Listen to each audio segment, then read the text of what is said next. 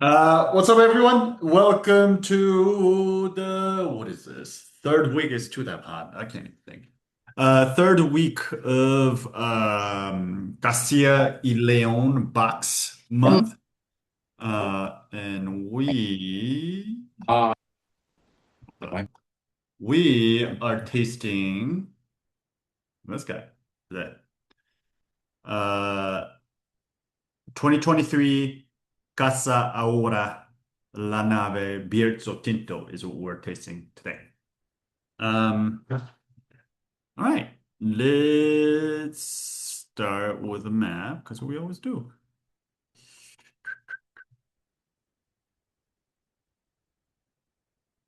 Ooh, where are we? There you go. All right, here is a map of Spain. Should look pretty familiar. You've seen it many times by this point. And where we are is Castilla y León, which is this green part. Very scattered around. We kind of covered this, but uh,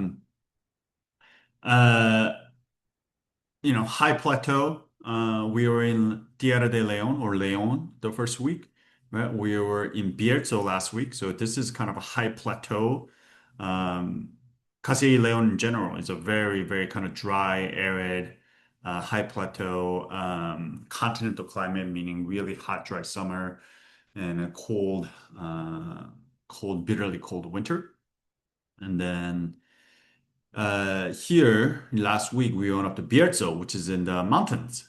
This is where it's kind of like you get it's not quite Atlantic influence because it's quite far from Atlantic, but it's much closer to Atlantic Ocean. So Galicia, which is this yellow dotted regions, this is definitely in the Atlantic Ocean, which is kind of cooler and wetter. And then the inland, the of Spain, is essentially continental, which is hotter and drier. And those two kind of influences meet right here in Bierzo. So you get a little bit of the Atlantic influence, you get a little bit of the inland warmth, which is great for ripening the grapes, but also that all that coolness is for great for keeping the acid and keeping the wine fresh. And then couple that on top of that with the mountains. Here, there's a lot of different slopes, different exposition, different soil types. Bierzo is a really, really fun area. In fact, I'm always kind of dumbfounded that Bierzo is not more on people's radar. Obviously, Ribera del Duero, Rioja, these things are on people's minds when you're talking about Spanish wines, but really, Bierzo is super cool. And hopefully, with the last week and as well as this week's wine, we had the white last week and we have the red this week. Hopefully, I can change your mind a little bit on Bierzo and hopefully make you wonder why Bierzo has not been on your radar all this time. Um, all right. Also, the I didn't realize this much at all, but Bierzo, the soil type here in Bierzo is quite varied. So it's not. I always thought it was a very iron-rich clay kind of a soil that is in Bierzo. That's what gives like so Menthia, which is what we have today, is the native indigenous grape variety that kind of grows here in northwestern part. So in Bierzo as well as in Galicia. Some of it also grows in across the border in Portugal as well, but it's this part of Spain or this Iberian Peninsula is where Menthia really grows. And to me, Matthias has always had this kind of like rusted nail, bloody kind of irony kind of a thing about it. And I always thought it was just the grape variety itself, or it's actually the iron-rich clay that kind of runs here. But I didn't realize how much different varied soil types exist here. So you were talking about slate, clay, iron-rich clay, sand, quartz, right? Like last week was all sand. It was a codeo that was growing on sand quartz, also granite. And this week, where we are, this is a Manthea that's grown on iron-rich clay, but also a lot of a granitic soil that runs through here as well.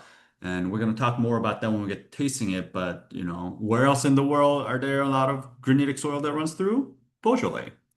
And then that kind of Mencia is a cooler climate, a little more red berry popping, kind of a natural tendency to do so. Couple that with a granitic soil.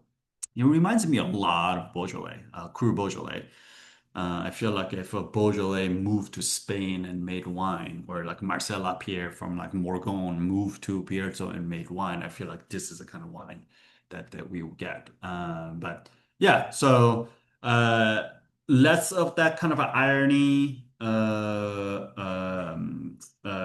rusted nail thing that I normally get with Menthia here. This is much plusher, kind of a much riper and a rounder kind of a example expression of Menthia, and then I wanted to get it in there just kind of give a different expression than what would normally find. So, anyways, yeah, so let's talk about the grapes de Menthia real quick. So the La Nave, which is the bottling today, is mostly Menthia, but the old vineyards around Bierzo often include other grapes here too. So these are very old vineyards that are here. Romans came up here, planted it here, and through time, there's a lot of mining operations that run here. A lot of deforestation happened here. A lot of these vineyards in Bierzo just kind of got abandoned. People just never, and same thing with the Ribera Sacra in Galicia. There's a lot of kind of abandoned vineyards that are here. And back in the days, it was like this idea of having a varietal bottling, right? 100% of this one thing, and even or just all red or all white is a very recent development in the wine world. Back in the days, really, it was a field blend. It's all the reds, all the whites, all planted, co-planted in a field and co-fermented all together. And that's kind of what we as humans drank. So a lot of vineyards here are, it's not just Menthia, but there's a lot of different varieties, a lot of white varieties also co-planted alongside Menthia. So we're talking about Palomino, which is the white grape variety that makes Jerez, right? Remember, if you remember the sherry month, that Palomino Fino is the same white variety that's found here. You're also going to find things like Doña Blanca. They call it Doña Blanca here, which is same thing as Malvasia. And then there's Garnacha, Tintorero, which is a Garnacha, is what they call it here. So those are all kind of lurking around in the backgrounds, but really what drives in terms of red varieties here is Menthia. So Menthia kind of brings that kind of red fruit. There's some floral notes, so there's some spice. There's definitely some good acidity, and then there's depending on the soil type, but it's a really good vehicle for expressing minerality, and that's part of the reason why Menthia is so fun because all those different varied soil types it can really express that sense of place and the terroir, the idea of terroir. Menthia is a really good grape variety to kind of express all of that through. Um, let's see. Yeah, let's talk about who makes this wine. So this is a gentleman right here. Herman R. Blanco is his name. Casa Aurora is his name of his winery. The name Casa Aurora is an homage to his great grandmother, who was one of the first female miners in Spain, I learned. Who, I talked about there's a lot of mining that happens in this part of Spain. Apparently, his great grandmother, Aurora, was the one of the first, if not the first, kind of a female miner in all of Spain, and then she raised him in Alvarez de la Ribera. The name of the town that he grew up in is right here on the bottom of the label. So Villa, what to say? Villa de Alvarez. But yeah, it's a small village just outside of Bierzo. Um, but even though he now farms the vineyard that she owned, his great grandmother owned, which was 900 meters above sea level, surrounded by chestnut trees. But he's the first generation winemaker in his family. She actually did not make wine. She didn't really even tend to the vines all that much. Here's actually a picture of him in one of the vineyards. But So yeah, he studied viticulture enology in Madrid, which is not too far from where he is. Working at the local wine shop to pay for his education. After graduating, he started working in Ribera del Duero. and later started consulting for several wineries. Then he launched his own winery called Quintamilu. When you're talking about Castilla y León, Quintamilu name pops up quite a bit. So you might have even seen it. It's pretty widely distributed in DC as well. Back in 2006, it was a Herman Blanco who started it. But when his great grandmother passed in 2010, he actually decided to return to his hometown of Alvarez, and back to her neglected kind of family vineyard as a way of reconnecting with his great grandmother. So when villagers kind of saw him restoring it, they began offering him their own abandoned parcels. So he started kind of working with them, buying some of it, leasing some of it, and those rescued old vineyards essentially became Casa Aurora, which is what it is now, with its first commercial vintage released in 2013. So today, Herman's work helps preserve a piece of Bierzo Alto that was nearly lost to mining, depopulation, and vineyard abandonment. And he's there doing some heroic work, keeping all those traditions alive. So, all right. So, what is this wine? This is a regional village level red from Alvarez in Bierzo Alto. So, it's just a Bierzo. I don't know what actually this would be under. I don't think, I mean, obviously it's not a DO level because some of these vineyards that he's farming is just outside of a Bierzo demarcation line. So it's a regional village level red, but it is fruits are from right around Bierzo. Um, 85% organic Mencia, over 80 years old. The remaining 15% of Tintorero, Palomino Fino, and Doña Blanco, mostly all on iron-rich clay soil with a lot of granitic soil also thrown in there as well. All destemmed and co-fermented with the indigenous yeast in open-top 400-liter French barrels. Does go through a full mallow. It's aged 13 months in Foudre, big, and then multiple different vessels. So big Foudre, which is a gigantic vessel, and then a neutral French oak barrels, as well as a stainless steel. Um, yeah, and then everything else is pretty much unfiltered, unfined, touch of sulfites, all the things that we talk about in natural wine. The name La Nave, by the way, literally means the warehouse. So it's named after the larger kind of a winemaking space that Herman purchased in 2020 when Casa Aurora finally outgrew its tiny village cellars, which I didn't think was all that exciting story about the name of the wine. Why did he name it that way? But well, there they are. Um, no, I'm sorry. That's not right. It is the warehouse, but the lanab means the rocket. I guess literally means the rocket, which is shooting up right in the label right here. Is what this name is after.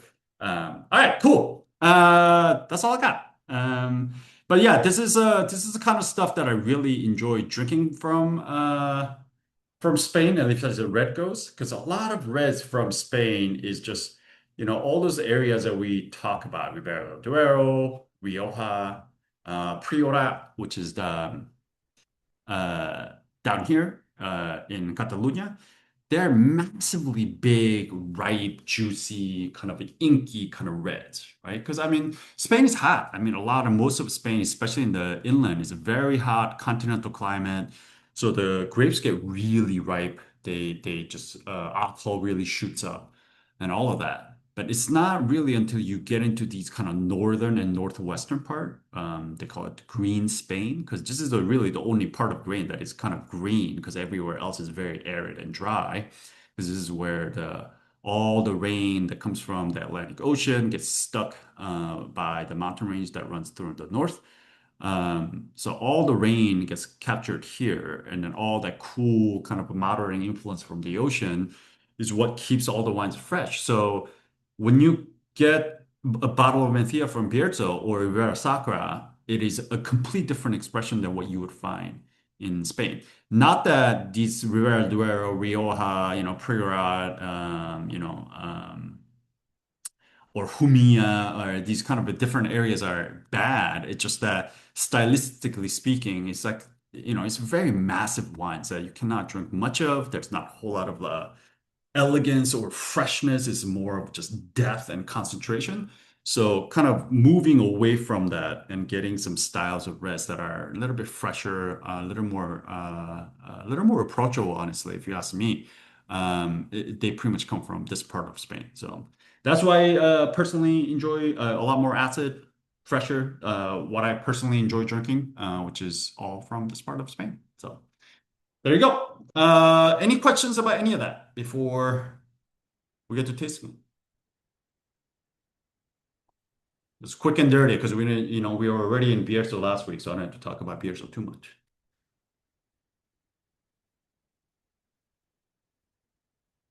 Cool. Hearing none.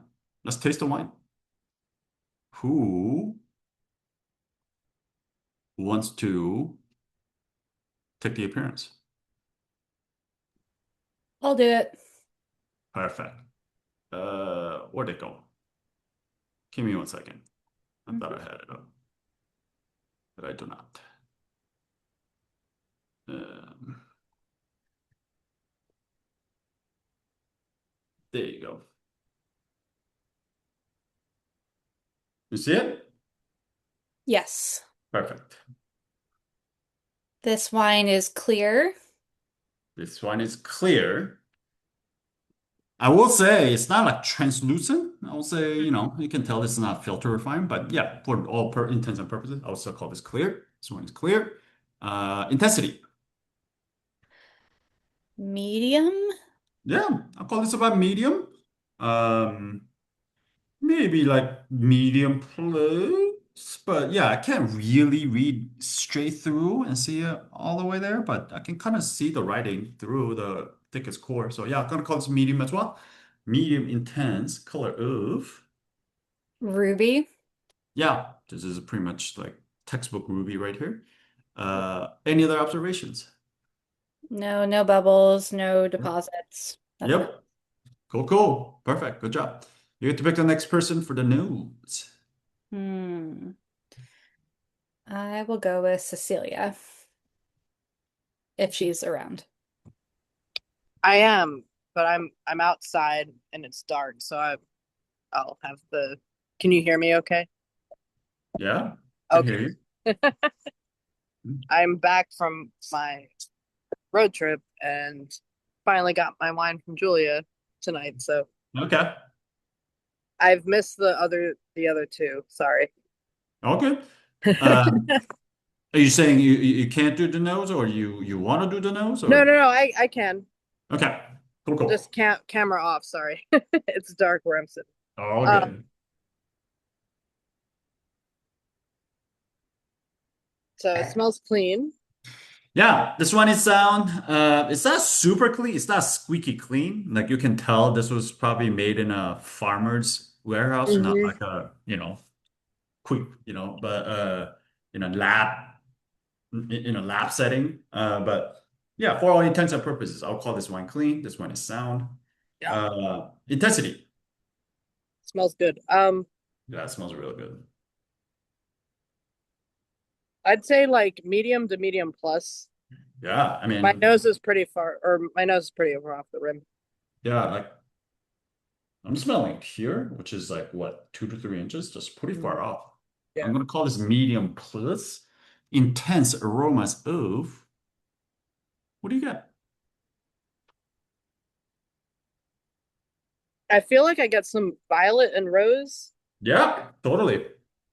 There's some blue flowers. There's some pretty kind of aromatics, flowery kind of aromatics. Yeah, absolutely. Hmm. I think violet is an excellent call. Uh, Green fruit. Anything I else? don't I don't think I get any green fruit. Yep, no green fruit for me. Citrus, stone, I don't tropical. get any citrus. Yep. I don't think I get any stone fruit either, although I don't know, you could probably talk me into a little bit of like peach, Okay. but Yeah, not much for me either. No green, citrus, stone. Any tropical? I don't get any tropical either. Me neither. Now, red fruit or black fruit? I get a like I think it's all I get a lot of red fruit. Yeah, I get a lot of red fruit, and that's Menthia. Like Menthia is generally is very red fruit driven, even though there are other Menthias that are much more like red berry, red fruit driven. This is a little bit plusher, a little bit darker, a little bit plummier. Still, I would say this is majority red fruit. There's some black fruit thrown in here that I get as well, I but think definitely. yeah, I get all the red fruits listed there, I think. Yeah, I get like really ripe, like a strawberry, I Hmm. think cherry, like a black cherry is like a really good one. Hmm. Red cherry also as well. Plum, yeah. Plum, yeah, I get definitely get some plum here. For sure. Cool, And cool. I think I get some black cherry, some black plum. Yeah, some of the Yeah, fruit too. yep, totally. Now, nature of the fruit. Is this overripe, underripe?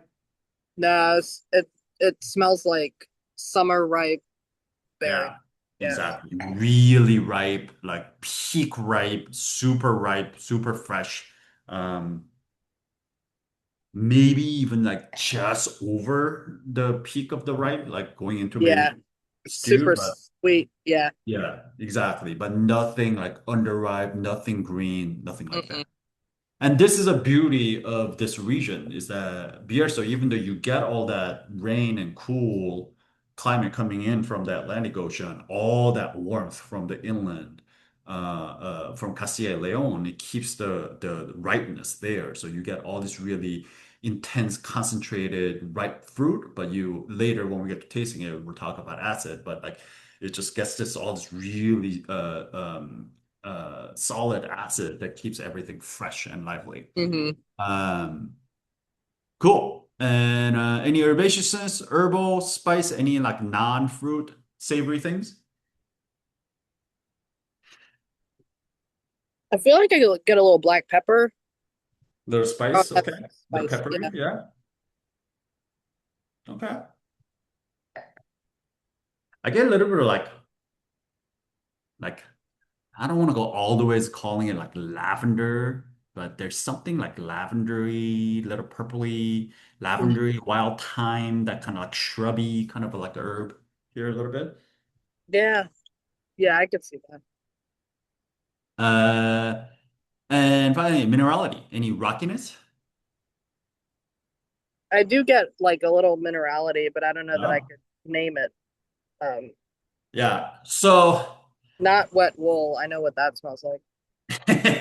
yeah, there's some like a there's some rockiness here. It's not so oftentimes with Menthea, I always get that kind of like that, like I was mentioning, like that ferric, they call it, like the rusted iron. It's very irony, bloody sometimes. It's maybe it's a power suggestion, just like hearing that. Maybe that, like maybe it's my mind goes there. But even besides that, there's that very typical kind of granitic, that kind of like when we talk about Beaujolais, cru Beaujolais, we talk about this minerality profile a lot. There's a lot of that kind of like black rock kind of like a thing, typical thing that I'll find in like places like Morgon, Julianas, or Côte de Brie. There's like very typical similar kind of a vibe in terms of rockiness here that I get. And it's because there's quite a bit of granitic soil in this where this Mm. particular thing is grown. So Yeah, not flinty, but like just stony. Yeah. yeah, some like crushed rock, yeah, for sure. But like dark, like black rock. Cool. Any secondary, any tertiary? I don't get any no. Yeah, no, this is still very fresh. Mm. Still pretty much all right here in the primary wine. Cool, cool. You get to pick the next person for the palette. Anybody want to do palette?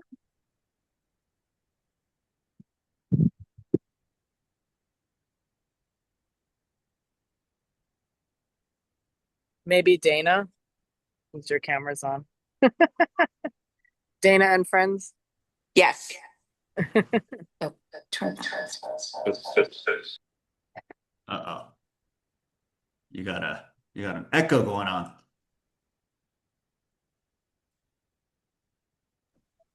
Dana There we has go. two devices. Just turn it off. There we go. Sorry about that, guys. It's all right. Um, The only thing is I remember some of the words from the chart. okay, here we go. So are we on? No, okay, there we go. On video, and I have Wheeler here and we have Khalil. Hello. And they are going to participate in the palette. Excellent. But let's move this. For whatever reason, we cannot get my iPad. I can hear on my iPad. I just can't. The mic's not working. Can't figure it out. Anyways, Okay. here we go. Here we go. Sorry for the. Should have just gone with my phone. All right. So, of course, now I need to get to the palette. Okay, so we're starting with sweetness. I would say this is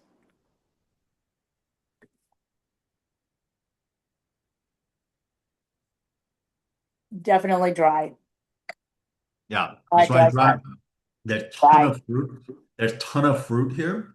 And Yeah. especially with the floral and fruit, a lot of people may think that this wine is sweet. There's a lot of things here. It's because our brain is associating all that fruit and ripe fruit with sugar. But the actual wine itself, there's absolutely no residual sugar here. This bone dry. Right. Okay, so boys, do you think we're going to the acidity line? Do you think this is from the range of low to high? What do you think the acidity is? I think it's like medium to low acidity, to be honest. I feel like in a similar vein, you can really taste that it's very fresh, which kind of makes it feel quite acidic, but I don't think it's actually that acidic. Like drinking it, it feels like medium acidity kind of thing. Anyone else? What do you guys think? I think it's Medium actually plus. a lot of acidity. So I'd be like on the medium plus side. Yeah, this is like right in the high end of medium. I can go either way, medium to medium plus, Yeah. somewhere around there. And like I feel it back here. Yeah. It takes a time. It's not one of those wines that are like very aggressive and upfront with its acid. You gotta kind of sit with it, and then because there's so much generous fruit here, there's like so much of ripe, sweet fruit here.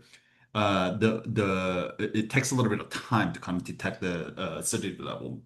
But if you sit with it and then try to feel wherever you feel acid, whether it be, back of your jaw or sinus or between your eyebrows for some people, there's definitely some pulling here. So I'm gonna call it, but like it's not crazy, but definitely there. So I'm gonna call this about like high end to medium, low end to medium plus in acidity. Yeah.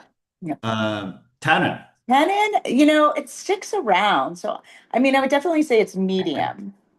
It's not killing you, kind of like it doesn't feel like soft, kind of. 100%. There's some grip here. Like I feel like there's all of them definite, right on like it's stuck around for I'm sure. definitely gonna call this a medium tannin. Yeah. But I've felt more tannin before. Yeah. It's not It's not the most tannic wine that's out there, but it's definitely not nothing. Alcohol, what would you call it if you were to guess the percentage? What would you call the percentage? I like without looking at the bottle, I was gonna say like 12 to 12.5, but then I looked at the bottle and it says it's 13.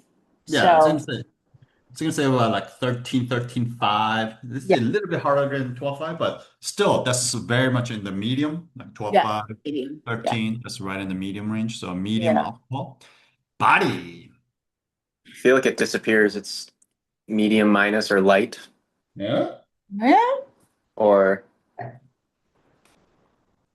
So I give this analogy all the time, but I mean, I don't know if you're a milk fan, but imagine switching around skim milk versus 2% milk to whole milk in your mouth.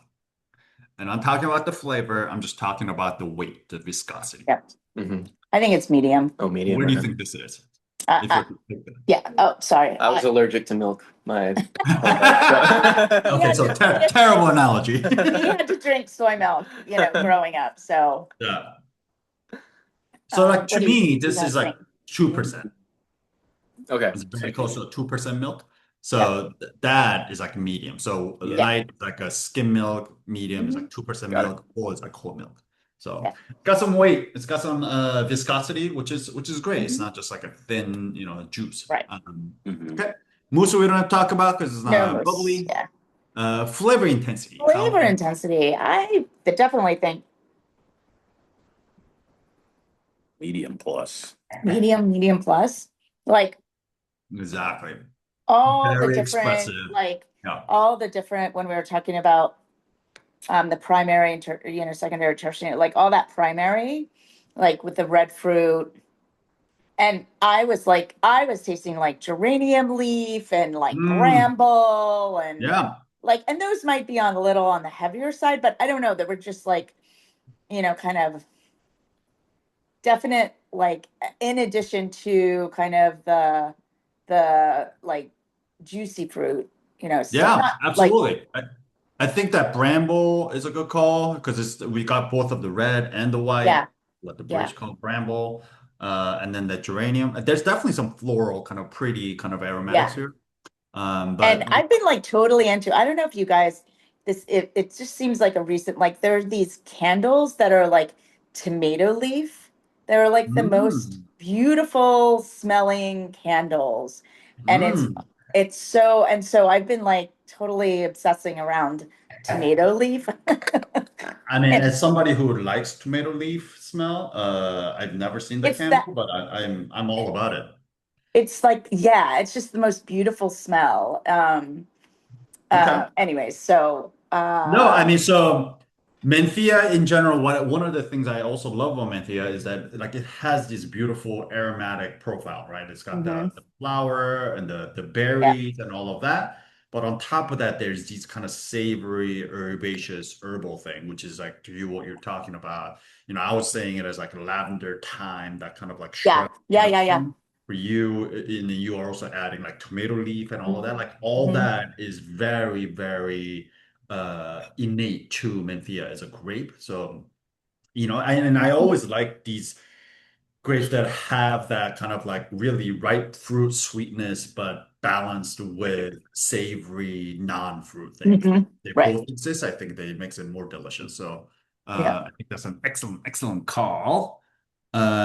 Anything else besides that and then Cecilia called out that pops up to you? No, no, no, no. Those were, I completely agree with everything that was kind of called out, but then we were just commenting offline, that the other two Cool, things that cool. I kind of brought up. So Cool, cool. Excellent. all good. But So so finally, flavor intensity. Did we get, so we went through the characteristics, right? So now we're yeah, at, yeah. So we did the intensity, medium plus intense. You confirmed everything with the addition of geranium, mhm, bramble, and tomato leaf candle. mhm. And then finally, the length, the finish. How long is the finish? Oh, How okay. long do the flavors stick around? Um, so you guys, while you're drinking it, what do you think, Ted? I think it's medium plus to long. I think the flavor sticks around for quite some time, and it has a very like unique finish, to be honest. Yeah, I agree. Agreed. I think the length is quite there. Length is there. I Mhm, wouldn't call it mhm. short. I'll call this at least medium. I'm Yeah, even ordering a medium plus here. I will yeah. say one thing though. I will add on to the palette earlier. So Hmm. there's considering that we're calling this at least medium tannin, it makes sense. Yeah. There's a bit of a phenolic bitterness here. If you Mm. kind of sit with it, there's a touch of bitterness that comes at the end. Not crazy, not there like that, overpowers everything, Hmm. but there is a touch of bitterness. Personally, I like it. I think it gives a good balance to all that sweet fruit and flower Hmm. that's there. Hmm. But I am sensing some phenolic bitterness here for sure. Hmm. Cool. All right, bring it home for us. How good is this wine? Justify it, and would you age it? So If I so, think this is good to very, very good. I mean, I would say very good. I think it's super balanced. I think like when we uh-huh. went through all of like we were kind of medium to medium plus in most of all of the different from nose to appearance to nose to palate. Yeah, I mean, Um, all right, so let's go with this. So first one is balance. You said this is very well balanced, right? yeah, There's nothing here that's sticking out, no. covering up other things, right? And then second is concentration, Yeah, intensity. So we call it yeah. medium plus on the nose, medium plus on the palate. So quite intense, Hmm. intensity. Complexity.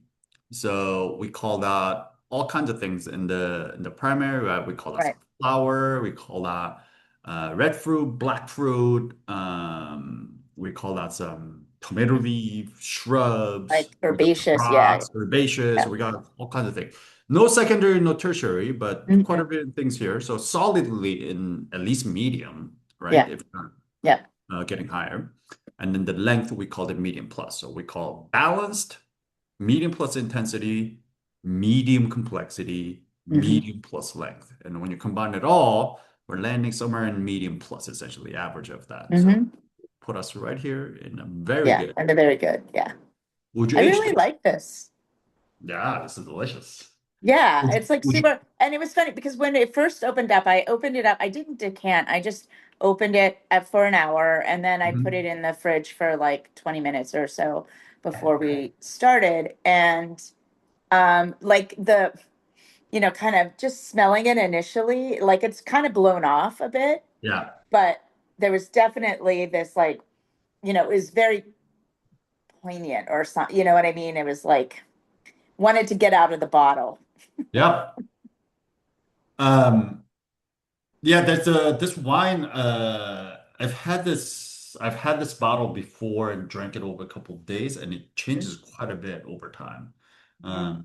So if you guys have some wine left, I definitely recommend trying it maybe Yeah, next yeah. day, decanting it and whatnot. But with the air, it definitely opens up quite a bit. Okay, Uh, yeah, we'll try that. Now, would you age this? I would age it. I think Right? there's like a level of of acidity here that would, Yeah. kind of allow for it to age. Now, how long is, I guess, the question. I don't know if I would age it for like longer than 5 years, but I mean, maybe that's the experiment, like what it would taste like after 5 years, but certainly 3 to 5. Yes. Just recall that like medium acid, almost Mm-hmm. borderline medium plus acid. We got medium tannin. So we got structurally at least a very decent backbone, right? It's not going to fall Mm-hmm. apart anytime soon. We got ton of concentration, so plenty of primary fruit to hold on to. But some of that, as it ages, is going to fall off and go into the tertiary notes. So non-fruit, much more Right. savory type of Right. things, adding to even more complexity, right? Complexity is the only thing that we call medium. Intensity and Mm-hmm. length we both call medium plus. So by aging this, now the complexity will go on, and moving this into a medium plus complexity category. So overall, I think this wine is drinking beautifully now with all that fresh, plush fruit. But I do think it is an interesting candidate for aging. And to Mm-hmm. your point, this not being a, medium plus acid, medium plus tannin, I don't think it's meant to be aged for a long, long time. Mm-hmm. But I will say within next, I don't think it's going to have any problem drinking up to next 5 years. Yeah. But I think we're going to start to see some tertiary notes come in probably somewhere between, 5 and 8. So I would say, this is a good candidate to pick up a few bottles and then drink it over the next 5 to 8 years is what I would say on this one. Yeah. Um, cool. Perfect. Any questions? Good job, everyone. It's Also, lovely. do you guys kind of understand now, like what I mean by the Beaujolais vibe? Isn't there a lot Mm-hmm. of Beaujolais for those of you who did Beaujolais? Like, isn't there a lot of Beaujolais Yeah. vibe about this Yeah. wine? Now Right? there is. I Yeah. initially I kind of wasn't as sure, but now I'm definitely sure now that it's been out of the bottle and in the glass and it's super. And so we, in the terms of the wine, the pairings, Yeah. I ended up going with like eggplant, although because we just didn't have time for any of the other stuff. Yeah. We did do the eggplant and it does taste very nice. What do you guys think? Yeah. Yeah, Yeah. yeah. Yeah. Yeah. Did it work? Yeah. Cool, And cool. did this like eggplant, like with layers of cheese and tomato and Nice. it's all kinds of stuff in here. but I'll pipe in. Andrew and I will pipe in and say, this is more I like Bauge. Obviously, we've done Bauge box the last couple of years. This is Uh-huh. more earthy and Mhm. meaty to me. Yep. And this is like way more. I love Bauge, obviously, but like this is way more my speed than usually Yeah. I feel like Bauge's. So like I opened it and I spilled a little on my fingers and I licked it and I was like, oh yeah, this is gonna be great. And it like hasn't even like opened up all that much, I think, yet for us. And I love this wine. I think it's more earthy and meaty than it's less bright to me than Bauge usually is. Absolutely. Less No. fruity than Bauge, for sure. Yeah, I mean that's an excellent point because I think the fruit profile as a fruit is similar, and also this also particular Menthea having had a lot of granitic influence on it. I think is what's taking me to a lot of Beaujolais. But in general, also wine making wise is very different, right? Like this is just a maceration. There's no carbonic here. A lot of Beaujolais does go through carbonic, at most semi-carbonic, which is what lifts up that kind of bright fruit profile of Gamay. So yeah, you're totally right that it's less bright not in terms of acid, but less bright in terms of kind of like a high toneness, the tone of the fruit is less bright, little bit more savory. There's a lot more of that kind of like tomato leaf, meaty, that shrubby kind of herbaceous kind of a thing here, than you would normally find in Beaujolais because of the carbonate. So um Can I ask a off-topic question about sure. carbonic, or should we wait? No. Okay. That's what So Zeke's coffee, you uh-huh. familiar? Yeah. They sometimes have signs outside about their coffee beans Uh-huh. about carbonic maceration. And I was like, Oh. what the fuck? Like what does, how I just, How do they roast in the pod? right. Like, how is coffee carbonic maceration? I And like, I have no idea, honestly. I've never heard okay. that before, but what yeah. my guess would be is that because coffee is also a fermented product, right? They take the coffee fruit, right? And then they ferment it and then they get the seed inside. Uh, Oh, So I'm okay. assuming that fermentation process, they probably put it under a What's blanket of this one here? CO2. Maybe they Okay. do it in an anaerobic environment, is what my Yeah. guess would be. Okay. What that does to coffee, I don't know. Maybe Yeah. the Yeah. similar thing happens with the grape, where like it makes it poppy and bright, and maybe like high tone fruit But and they are tangy roasting in fruit the and all of bottom. it. I don't know, but Mm. that would be my guess. I'm totally pulling this out of my ass. I'm just We speculating.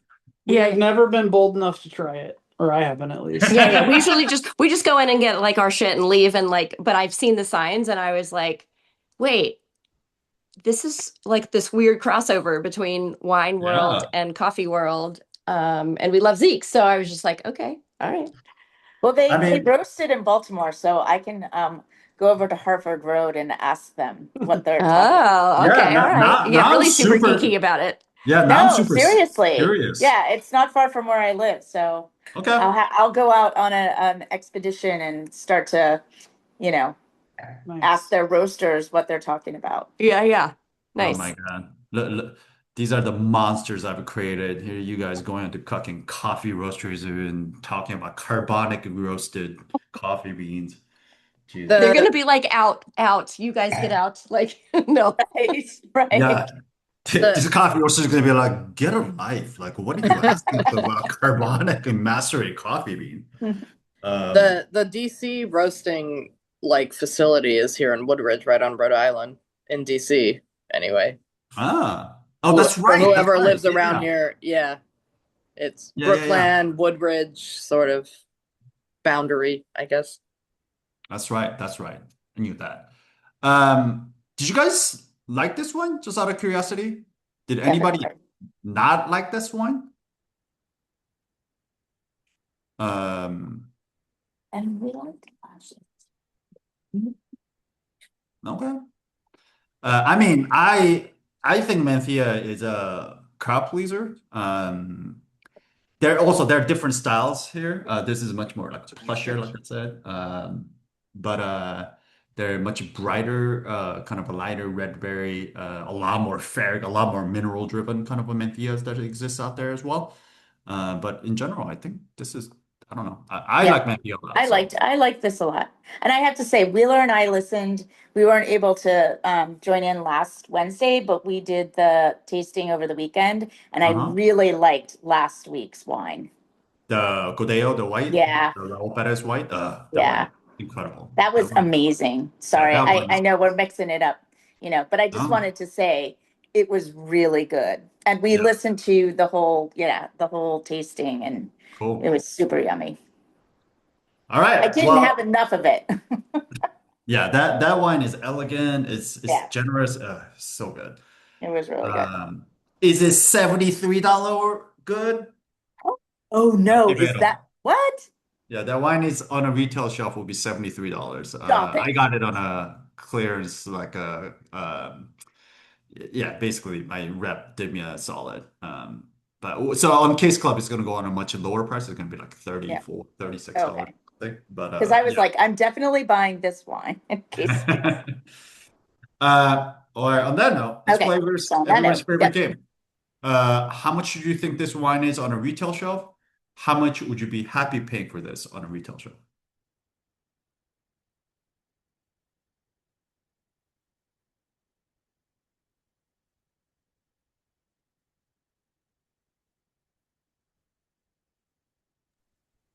I can't figure out Sarah's typing, so I'm just gonna say it. So Okay. $20 is how much I think it is, and more than that is the answer for how much. Well, oh, you only think it's 20 because when we put it in Vivino, it said 20. But like, I don't think that's actually how much, because I like scanned it, which I never do, but I just did. I think it's like, 25. I don't know, 30, 30? 30, I don't know. 45? So, Which would be what okay, we paid okay. for sure. We have not been on the last 2 weeks, so I don't know and we missed the first part because our children were being not going to bed. So I missed all the caveats and the information, but It's I mean we called it very good. It's got some drinking now beautifully now, aging potential. It is a tiny, tiny production in, kind of obscure region. No one really pays attention to Bierzo, which is a shame. Um, So yeah, those cut against each other. abandoned vineyards. Yeah. So 25, 30, 30, 45. Andrew, you said 20. Sarah, you were saying I mean 30. I'd pay 30. Well, I 30. said pay it more, but I'm Yeah. just Yeah. guessing number Oh, 20. I mean, I don't even know Because you anymore. said random region that people don't like. All What is right. money anymore? Yeah, right. I mean, Yeah. exactly. Tariffs, It's so hard to etc. price In this anything. economy, Yeah. Yeah. Right. So the price on this thing, the winner is, it's actually Andrew. This wine would be $20.25 on retail. Boom! Vivino is the winner. I mean, we called it very good with Asian potential for $20 a bottle. We're buying the shit out of this wine. It's fine. It's fine. It's fine. Just saying, it's just like it's such a good value for what you're getting.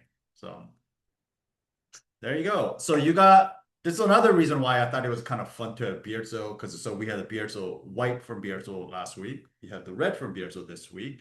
And last week's bottle, and of course it's Raul Perez, world renowned, awarded, named the best winemaker in the world, Oh, made from wine. yeah. Definitely that branding definitely is there. So we got a $73 white last week from Bierzo. Oh, On the other side, we also have gosh. $20 red from Bierzo this week. So, fun thing, because we weren't on last week, Sarah just randomly drank this bottle of $73 wine And I literally just goes, what the? casually.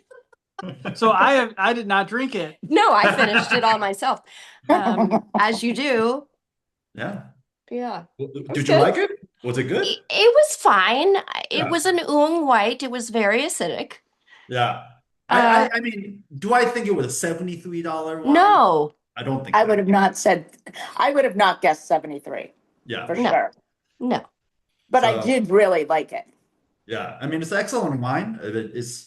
I would not be happy paying $73 for that. I don't know And how many also, it wines I'll was be happy paying also $73. Yeah. comparing it to the week before, 4.0. Yeah. right? Like I was like, I liked that wine. I thought it was nice, but I really liked last week. Yeah, for sure. I mean, last week's wine is a incredibly well-made wine. I mean, that's world-class wine. It just, Yeah. I don't know. I just don't think anything is worth $73. Uh, cool. Any questions? Any objections? Any disagreements about Any questions? any of the calls? How many of you guys have had Menthea before? How many of you guys had Bierzo before? Godeo? How many of you guys have This is uh all new to me. This is like, yeah, I'm excited about this. yeah, And I've been like ranting about it with my friends who they actually have they live in the United States, but they have a place in Barcelona. So they're like always talking about Rioja and Cava and blah blah yeah, blah. And I'm like, guys, there's this wine like Casa de Leon and they're familiar with it, but yeah. anyways. Yeah, so that's the whole point, and so hopefully next time you guys go out to a Spanish restaurant, Yeah. or Spanish wine shop, maybe move away. Let's try, go to that aisle where there's, Bierzo. There are different things out there besides Yeah. Rioja and Yeah, Cava. yeah, yeah. We drank this in Or- Portugal, and I just looked it up to make sure that I drank this in Portugal. yeah. I mean, it's right there. It's across the border from Portugal. Yeah, Yeah, sure. Yeah, there's a it's lot great. of common thread or similarity that runs between this region, Galicia, and across the border in Portugal. Like they're all What kind of was the river that you went The river Douro. The Douro River. the Oh, Douro I've so River.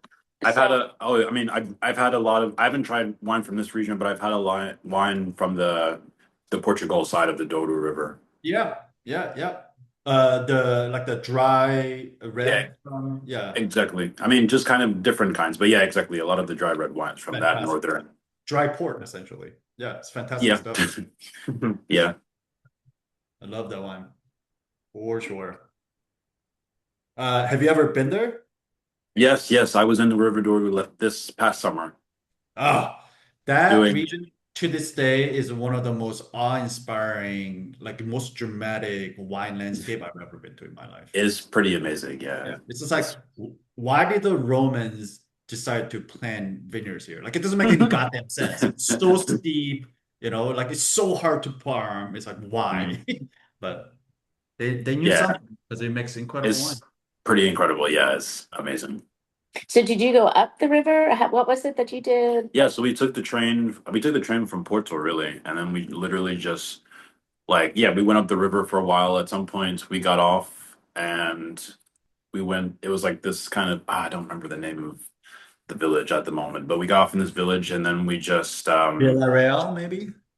say it again. Villarreal? It's No, like maybe it's not so far down. I wish in Portugal it's late right now, so I would ask my girlfriend, but it's yeah. like Oh, 1 in the morning. But yeah, we got off and then we just walked to this we obviously booked it and we walked to what's it called? Do you call it a distillery if it's wine? no, vineyard. Winery. Vineyard, yes. Sorry. Yeah. I'm thinking Well, he's lived in Scotland for so many years that he's Yeah. like looked at distilleries. Distillery, All yes. Where's the wine distillery? But If yeah, you want to do a Douro Valley month, we would all support that. Yeah. Yeah. It's the best. I mean, yeah, it is. for port I wine mean, is we wait until maybe cooler months, maybe for it to put it all together. But those are some big ass wines, but delicious. Yeah. But this wine, I'm pretty sure I drank this wine in Douro Valley. Mencia.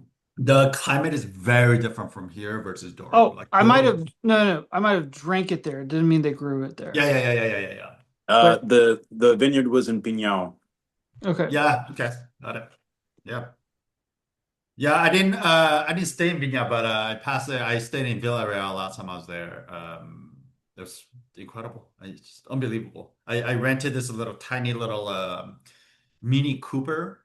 I had no idea what the road was like there. Oh, So it's the same as here, yeah, thankfully. But I was driving this Mini Cooper to these vineyards and visiting these different producers, and they're like, "You drove that into this vineyard?" I was like, "I had no choice, man. Like this." Um, but yeah, incredible, amazing, amazing place. Cool. Any other questions?